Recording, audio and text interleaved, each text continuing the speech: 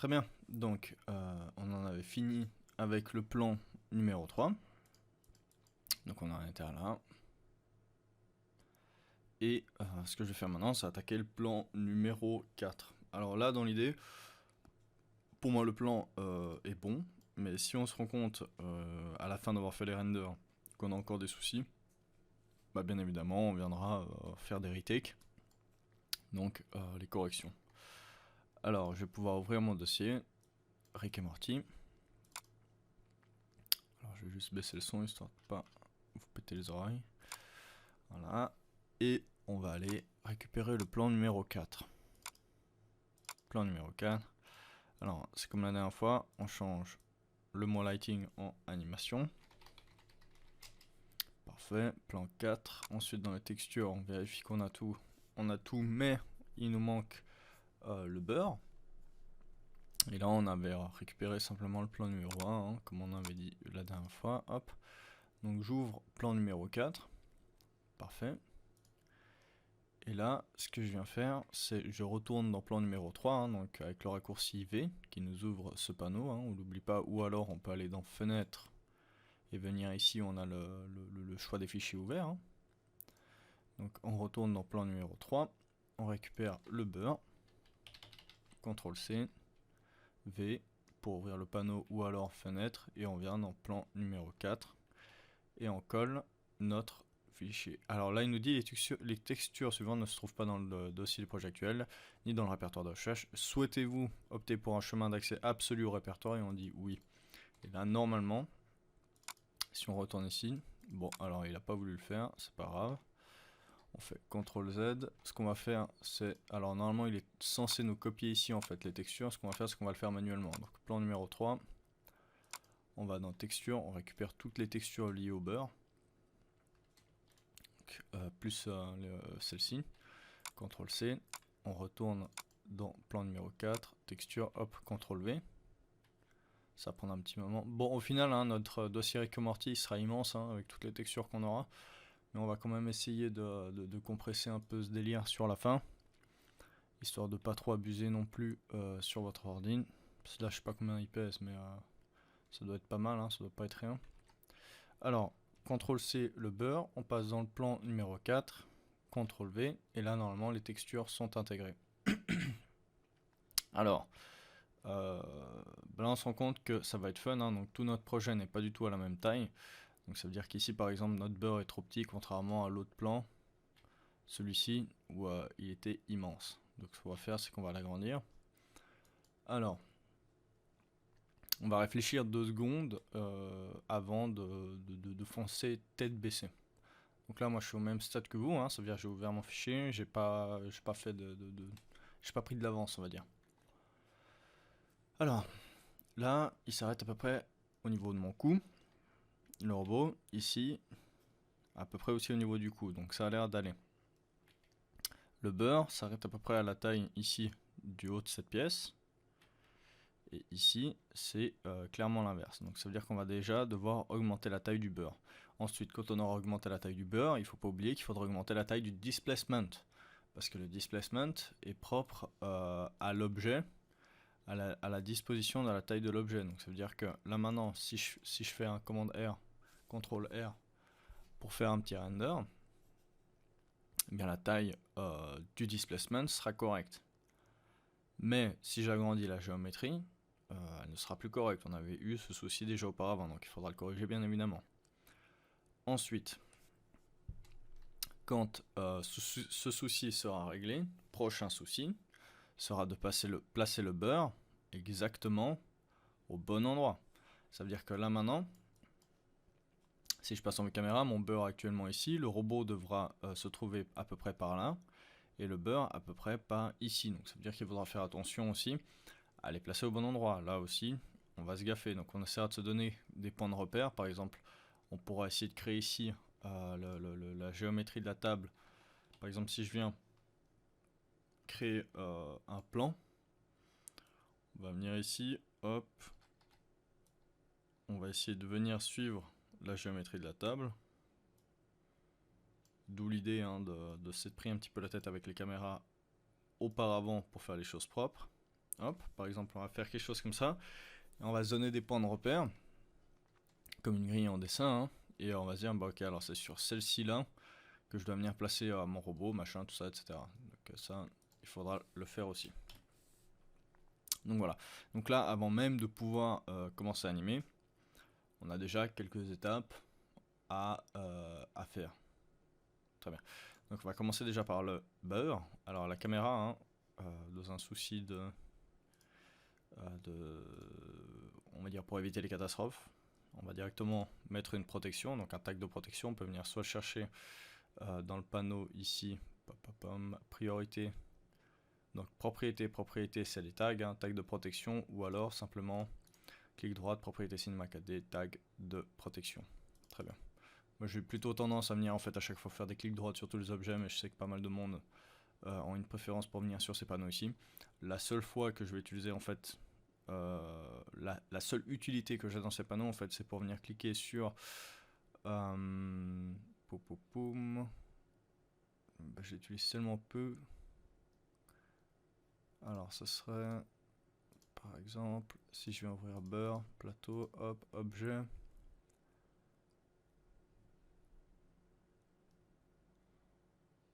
Ouais, bah vous voyez, j'utilise tellement peu dans l'idée que je crois que c'est même quand il faut sélectionner une texture qui s'affiche seulement.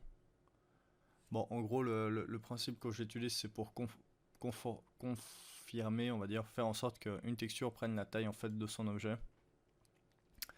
Et ça force en fait l'objet à prendre, la texture, on va dire, à prendre la forme de l'objet. Et c'est la seule fois en fait que je l'utilise. Et ce serait dégrouper. Voilà, c'est ici donc propriété, carrément en fait adapté à l'objet, et c'est la seule fois en fait que je viens. Donc peut-être que même avec un clic droite, propriété, adapté à l'objet, peut-être qu'on le trouve même en fait ici directement. Donc voilà. Donc les panneaux ici dans l'idée ils sont utiles, mais je les utilise relativement jamais, plus que je fais tout au clic droite. Très bien. Alors on récupère notre beurre.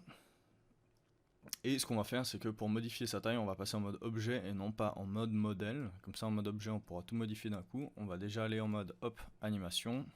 On récupère juste donc notre beurre ici. Pas le robot, hein, juste le beurre.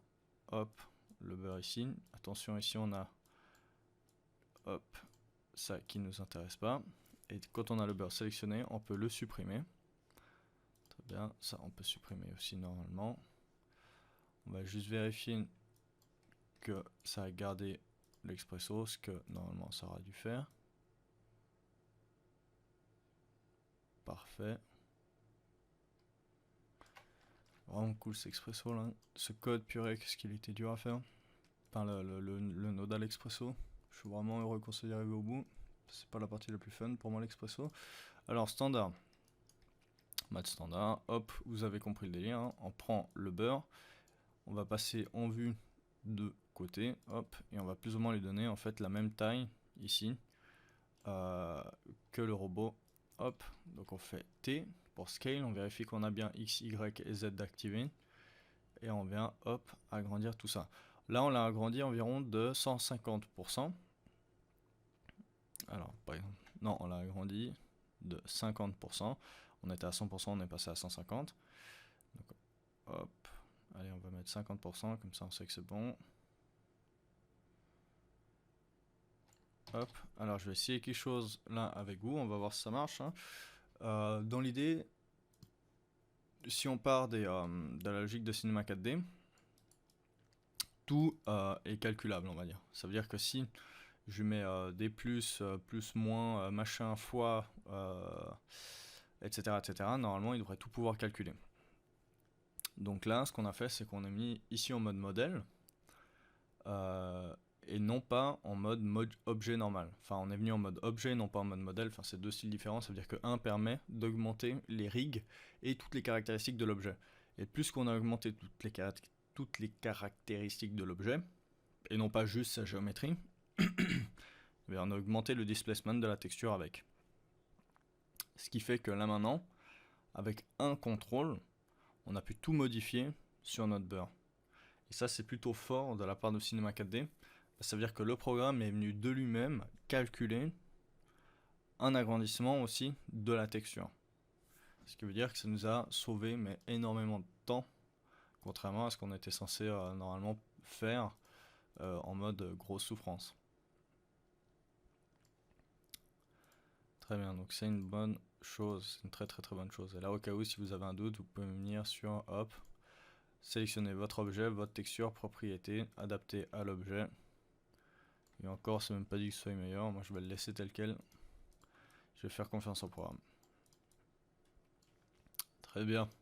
Donc ça c'est fait, notre beurre, on va dire, est prêt.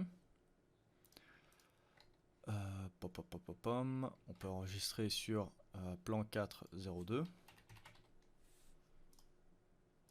On enregistre. Très bonne chose de fait. Hop, on passe en vue caméra. On va voir ici notre plan précédent. Ce que je vais faire en fait, c'est que je vais lancer un rendu dans le visualiseur, juste pour le but en fait d'avoir une image de référence. Donc ça veut dire que je vais venir ici. Vous n'avez pas spécifié machin, voulez-vous continuer sans enregistrer? Exactement, c'est ce qui m'intéresse. Je vais vérifier quand même la taille, 1920 par 1080, parfait. Progressif, parfait. Et par contre là j'ai rendu en animation, ça ne m'intéresse pas. Toutes les images, image courante, et je veux la dernière image, et je relance un render.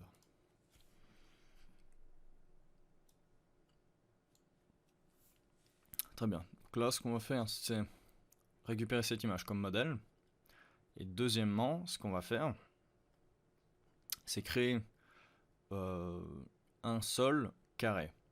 Là où je veux en venir, c'est que la valeur x et la valeur y seront la même. Ça, je vais le laisser tourner un petit peu, hein, le temps qu'on avance.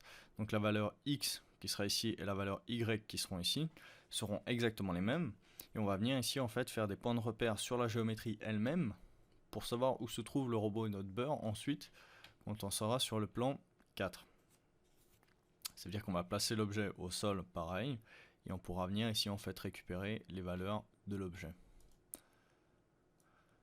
Hop, donc on crée un plan qu'on vient placer plus ou moins au milieu. Avec T, on vient agrandir tout ça. Hop. Et hop. Très bien. On va passer en vue d'au-dessus. Hop. Très bien. On va pouvoir venir rajouter quand même des subdivisions. On va passer à 40 subdivisions de largeur et de hauteur. On va appuyer sur C pour éditer. Quoique 40 c'est peut-être un peu beaucoup. Peut-être que même avec 20 c'est suffisant. 20 c'est parfait. On va éditer notre objet avec C, ce qui fait que là maintenant on peut venir sélectionner en fait le point ici qui serait central à notre objet. On va le sélectionner et alors ce qu'on peut faire c'est soit par exemple venir sélectionner plusieurs objets, enfin plusieurs points ici et les supprimer, ou alors on peut même venir en fait dessiner plus ou moins la forme de notre objet.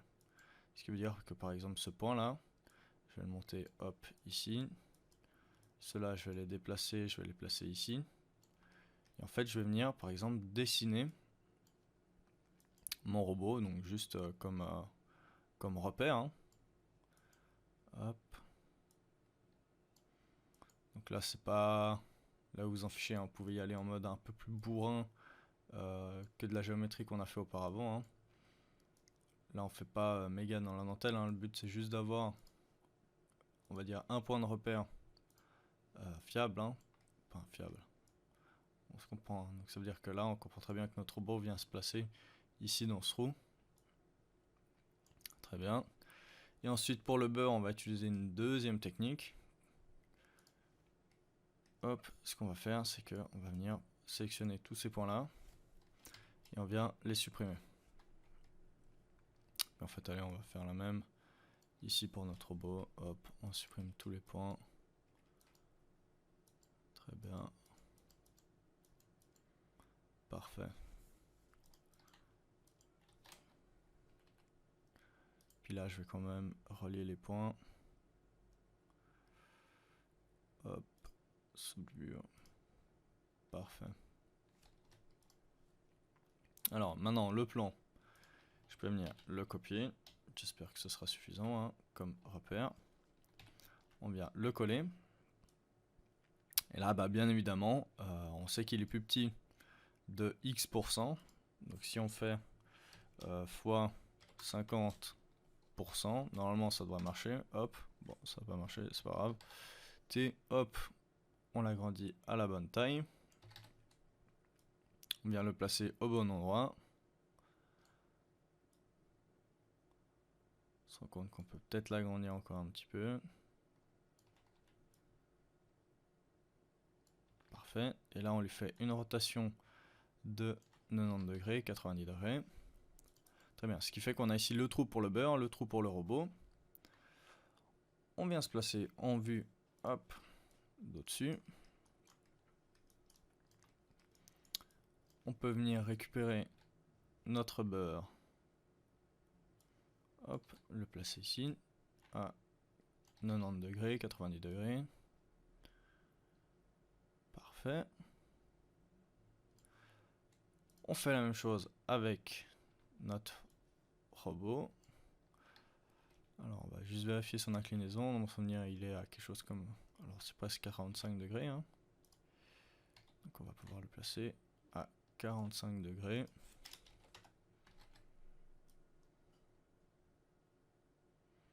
Parfait. Et si on ouvre le visualiseur, hop. Alors là c'est la perspective qui les rend si éloignés. Ah non. Hop, voilà, je me disais bien. Il est pas si loin que ça. Donc je place juste le panneau sur mon écran de droite. Très bien. Parfait, ça a l'air bon. Hop. Donc le plan ref, je vais le garder juste au cas où. Je le mets ici tout en bas. Et je peux venir le désafficher. Et je peux venir relancer juste, hop, hop, un petit render. Juste dans l'idée pour faire ensuite une comparaison entre mes deux images. Alors il m'a sorti deux visualiseurs, un pour chaque fichier, je savais même pas qu'il faisait ça. Alors hop, est-ce qu'il m'a gardé l'ancien? Parfait. Lui je peux le fermer. Ça on ferme, très bien. Donc là maintenant si on regarde, on a notre plan numéro 3, et ici si on a plan numéro 4, on aura notre robot ici, ce qui marche plutôt bien. Parfait. Alors je vais mettre pause, hein, juste le temps qu'on ait quelques passes qui se fassent en plus. Très bien. Donc, si on regarde, hop, nos deux visuels, on a celui-là de plan, hop, et on aura ensuite celui-là. Donc, visuellement, ça marche plutôt bien. Seul souci, bon, là actuellement, c'est les lumières. Hein. On voit que la lumière, elle part par ici, qu'on a une ombre catastrophique. Et deuxième point important, que j'avais déjà précisé pour plus tard, c'est que on se rend compte, là, c'est le plan le plus choquant, on va dire, hein, bien évidemment, la réflexion au sol, en fait. La réflexion au sol est immense, et il faudra bien évidemment, en fait, recréer en 3D, artificiellement, hein, cette réflexion de table, mais ça viendra bien après. Ça veut dire que là, pour le moment, on va s'occuper de l'animation, etc., du lighting, et on va venir ensuite faire la réflexion de la table, donc du sol, qu'on viendra en fait faire sur un autre rendu, et on collera les deux rendus ensuite ensemble sur le compositing, je pense, pour un souci en fait de simplicité. À voir, hein. Dans l'idée, c'est ce que je pense faire pour le moment, mais peut-être que ça va changer.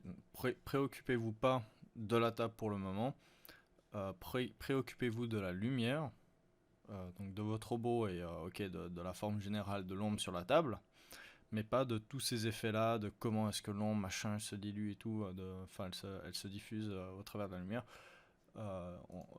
Restez simple pour le moment, tout ça viendra après.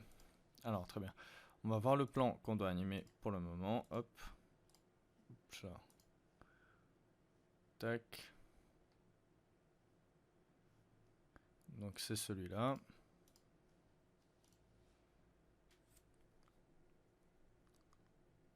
Très bien. Donc on se rend compte qu'il n'y a pas grand-chose. Hein. Je mets juste du son pour qu'on puisse situer le moment où il parle. Hein. Attention les oreilles, je n'ai pas envie de vous rendre sourd. Hop. Science. I'm busy. Doing what? Anything else? What is my purpose? You pass butter. Très bien. Donc, en gros, il relève la tête et il demande quel est mon devoir. Sauf ce qu'on peut faire, c'est un petit peu pousser l'animation. Ce qu'on peut faire, c'est par exemple, bah voilà, il a amené le beurre. Il nous regarde, par exemple, nous. Donc il va nous regarder nous. Il va re-regarder le beurre. Il va nous re-regarder. Il va dire quel est mon but. Donc voilà, on simplifie à fond l'animation. Et on fait juste quel est mon but. Au final, là vous avez le choix. Hein. C'est pas le plan, on va dire, le plus complexe. Hein.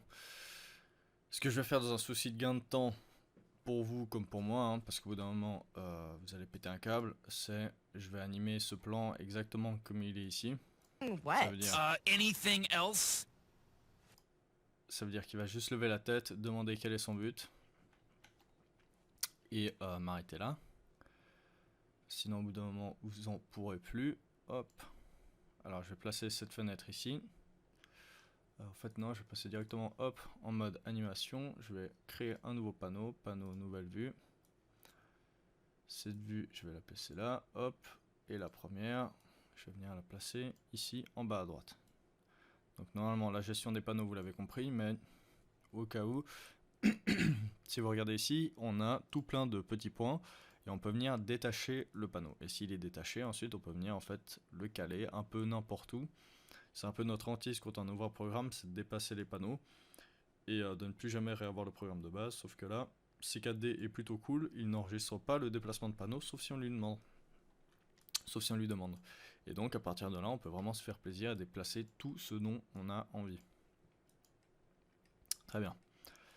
Donc, j'ai dit que, papapam, déjà on regarde combien de temps dure le plan, hein, pas grand chose. Boum. Donc imaginons, on le commence à partir de, hop, de ici, donc on a 52 secondes. 55 max. Donc ça veut dire qu'on peut faire 3 secondes d'image. On fait 25 images secondes fois 3 secondes, hop. Donc c'est qu'on arrive à 75, à 75 je crois. Très bien. Mais ce qu'on va faire, c'est qu'on va toujours ajouter quelques secondes de plus au cas où. Ça c'est un peu... moi personnellement j'aime bien me donner en fait des secondes de plus pour travailler. C'est quelque chose qui vient, on va dire, du fait de filmer à la caméra en fait.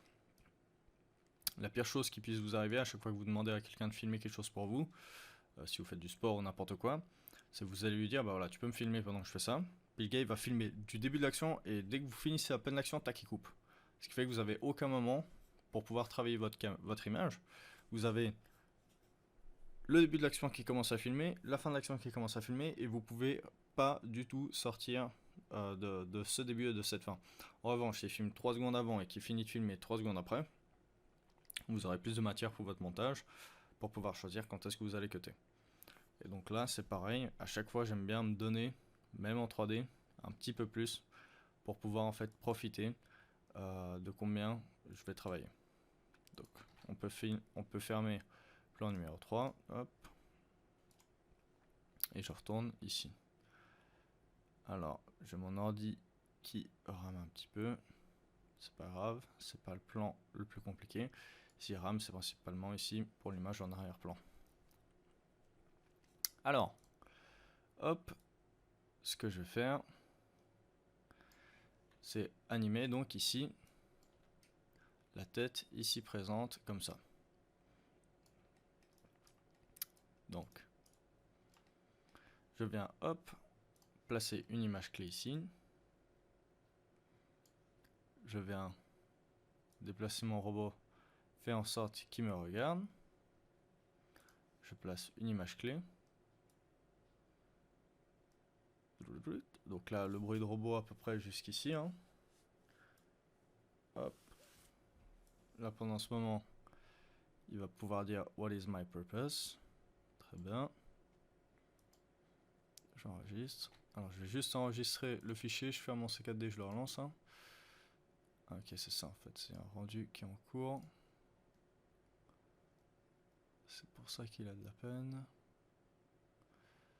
Alors, fenêtre, fenêtre, fenêtre. Hop, visualiseur. C'est lui qui fait planter l'ordi. Hop, enfin qui fait planter mon C4D. Je l'arrête. Et normalement, ça devrait être de nouveau fluide. Déjà un petit peu plus. Bon, j'enregistre, je le relance. Hein, ça prend 10 secondes.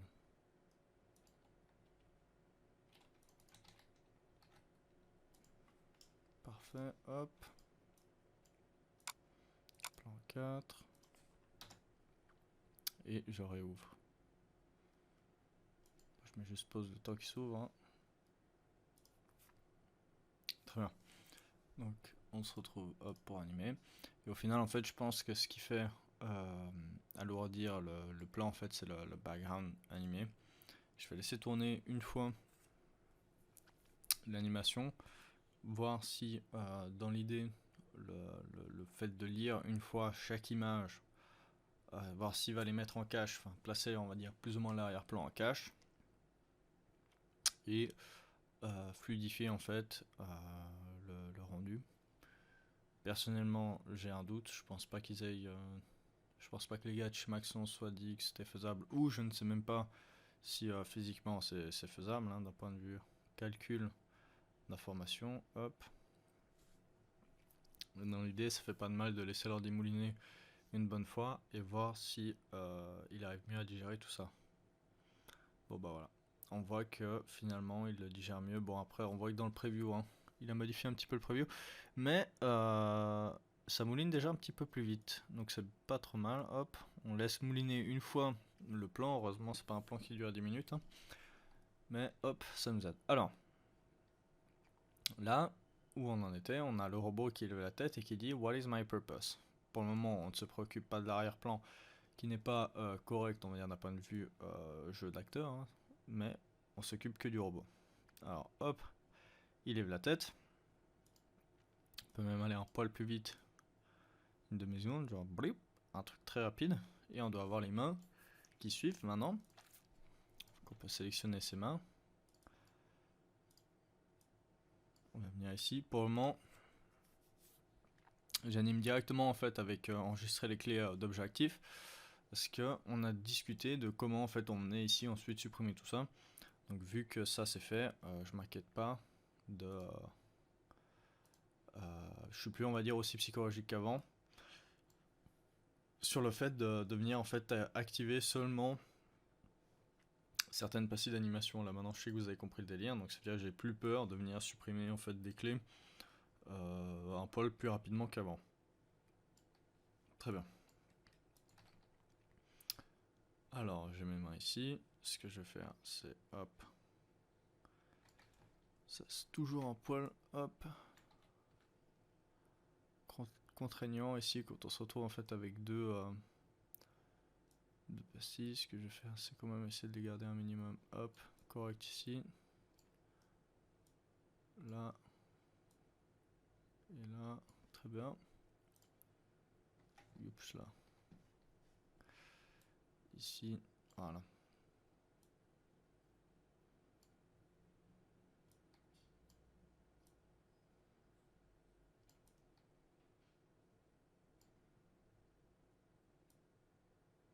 Donc là, à vous, si vous voulez un petit peu plus abuser sur ce plan, hein, faire en sorte que le robot regarde le beurre, ensuite moi, machin, tout ça, enfin vous, dans l'idée, vous pouvez, hein, si vous voulez me surprendre avec le résultat, bah, c'est cool. Si vous voulez faire que cette partie comme moi et avancer, vu que c'est un plan de dos, tout ça, ok, c'est pas le plan le plus fun à faire, bah je suis pas là pour vous engueuler, hein, donc vous pouvez faire ce que vous voulez. Alors hop, hop. Et ensuite les mains, juste les rabattre un petit peu plus dans l'intérieur. Très bien.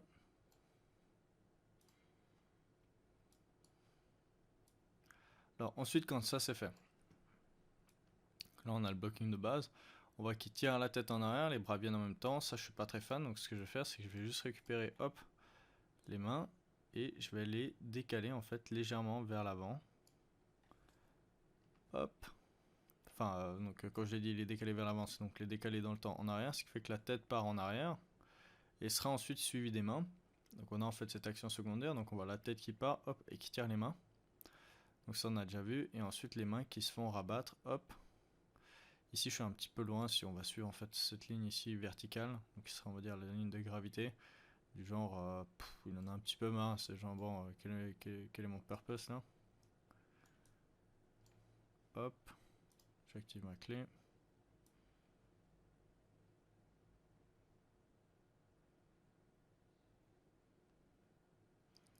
Parfait.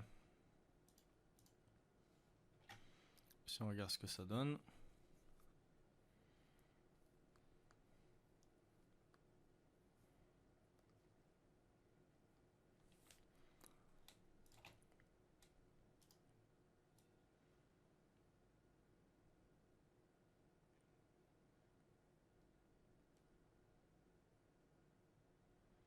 Ce qu'on peut faire, c'est même en fait aller voir quelle était la position hop, de notre plan numéro 3.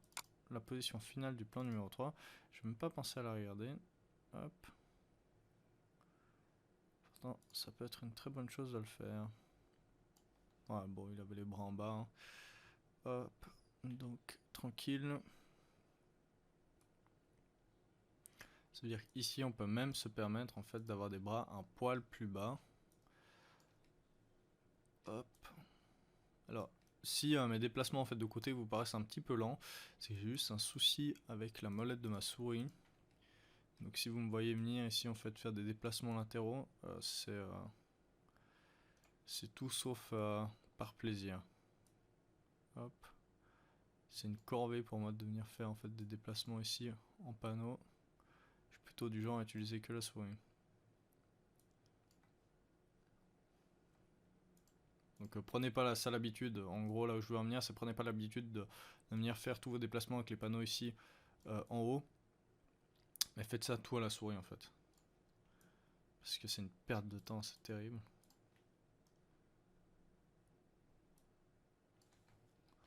Alors non, hop, hop, très bien.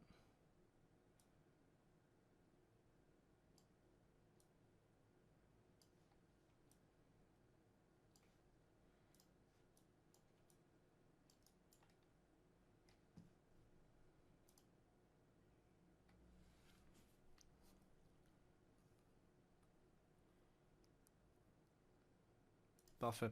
Donc pour moi, là on va dire les clés de base, ça me semble bon. On va passer hop en curve. Et on va venir hold. On va venir checker tout ça.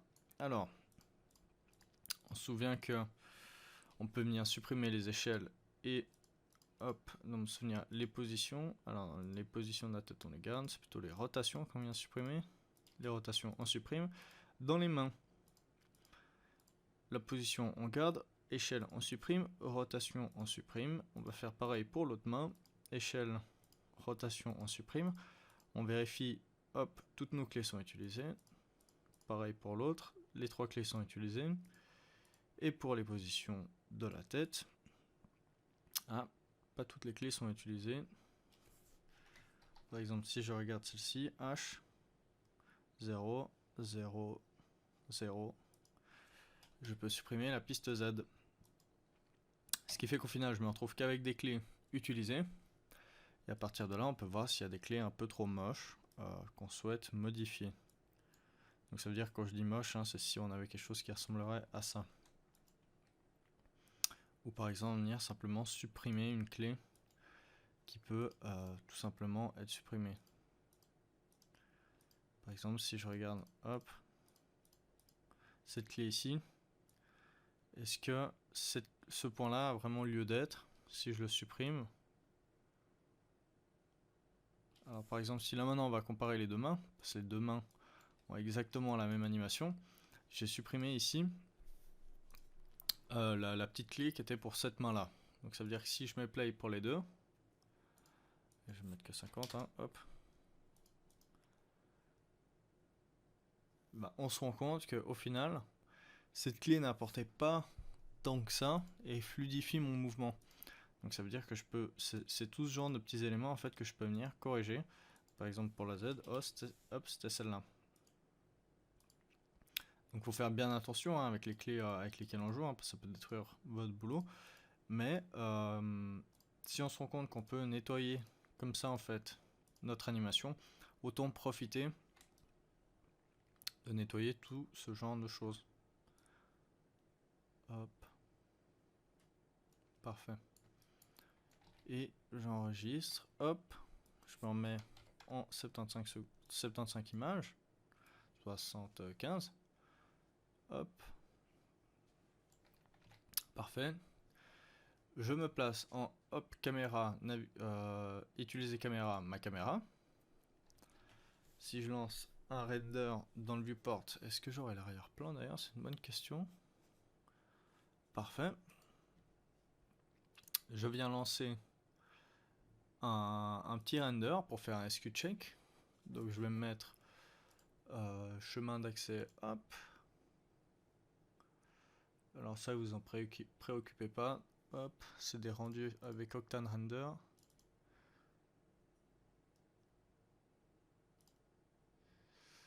Fouf, hop, working place, animation, plan 4, SQ check. D'ailleurs, où est-ce que j'avais mis mes anciens SQ check? Est-ce que c'était à chaque fois natif, plan 3, oui, c'était hop, dans mes dossiers à chaque fois. Donc, plan 04-00, on est sur le 2. Plan 4002. SQ, je vais juste mettre SQ, hein, ça ira très bien pour SQ check. On va pas aller en TIFF, ça sert à rien d'avoir un fichier aussi gros, on va aller en JPEG. Puis on peut même aller faire une qualité de 70%, très bien, je sais pas si ça va plus vite, mais dans l'idée on n'a pas besoin d'aller plus haut. Illumination globale, on va dire que oui, occlusion ambiante, on va dire que oui. Et là, ce qu'on va faire, c'est on va aller dans le nombre de passes en physical, dans l'échantillonneur, et nombre de passes limite progressive, on va passer à 8. Pas besoin d'aller plus haut. Hop, et ce que je vais faire, c'est que je vais aller dans sortie, et on va cliquer sur image courante pour venir cliquer sur toutes les images. Ici, donc ce qui fait qu'il va directement calculer de 0 frame à 75 frames, ça veut dire que si je viens placer ici 100 frames, bah, il va directement faire la correction lui-même. Nous, on a besoin de 75 frames. Et je vais pouvoir lancer, hop, mon render. Si vous ne voulez pas faire un rendu en physique, parce que là, dans l'idée, je le fais pour vous. C'est pour que ce soit visuellement un poil plus joli. Si vous voulez le faire en rendu logiciel, vous pouvez le faire, hein, ça ira 10 000 fois plus vite. C'est peut-être même ce que je risque de faire là, quand je vois le temps de calcul de l'image. À voir, c'est vous qui choisissez en fonction 1 du temps que vous avez et 2 des capacités de votre machine. Bon, maintenant je me répète à chaque fois, à chaque rendu, hein, vous avez compris le délire. Temps de rendu, capacité de machine et votre volonté en fonction du temps que vous êtes prêt à donner. Je vais mettre pause maintenant, histoire de laisser tourner la machine. Bon, très bien, j'avais pas le courage d'attendre X minutes par render. Là, juste en lançant une image, j'ai vu que j'étais déjà à 3 minutes pour ne serait-ce qu'une image. Donc, je vais passer en mode rendu standard. Donc, à la place de physique, je clique juste sur standard et je vais laisser tout tel quel.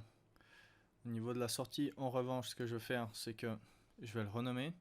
Et à la place de l'appeler SQ simplement, je vais l'appeler SQ standard. Standard. Je sais pas s'il y a un D à standard. Oui, standard D, très bien. Hop.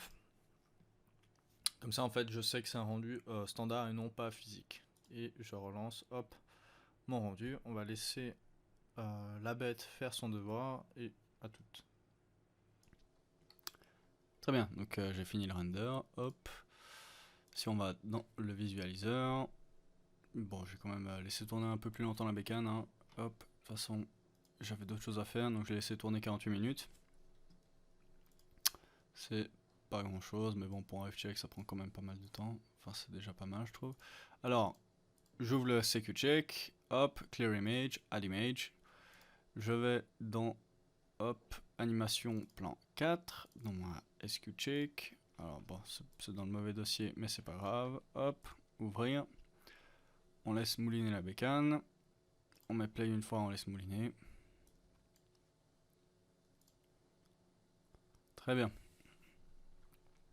Alors là maintenant, si je regarde dans l'idée, ça me semble plutôt correct. J'aime bien l'action secondaire, hein, des bras qui suivent la tête. Donc vraiment la tête qui part et les bras qui suivent ensuite. Ça c'est, j'aime bien l'idée que ça donne. Ensuite, bon, on va pas se prendre la tête pour le moment, hein, mais les ombres qui sont pas au bon endroit, ça on s'en fiche. C'est vraiment pas notre sujet pour le moment. Hop. Là, on s'occupe que de l'anime, et l'anime me semble plutôt correct. What is my purpose? Bon, dans l'idée, j'espère que... Enfin, non, j'espère. On risque sûrement d'utiliser une partie où je regarde à peu près par là, où vous regardez à peu près par là, et ça marche plus ou moins. Hein. Bon, ça marche pas des... C'est pas hyper ouf, mais ça marche presque, donc c'est assez cool. Hop. Très bien. Donc pour ce plan, je suis plutôt satisfait. On va pouvoir attaquer le plan numéro 5. Donc on l'attaquera dans la prochaine vidéo là. Et puis ça va être bien, ça va être chouette. Donc voilà, je vous dis à tout à l'heure. Pour la suite de cette animation, donc le plan numéro 5, qui lui sera un poil plus compliqué d'un point de vue émotionnel du robot. À tout à l'heure.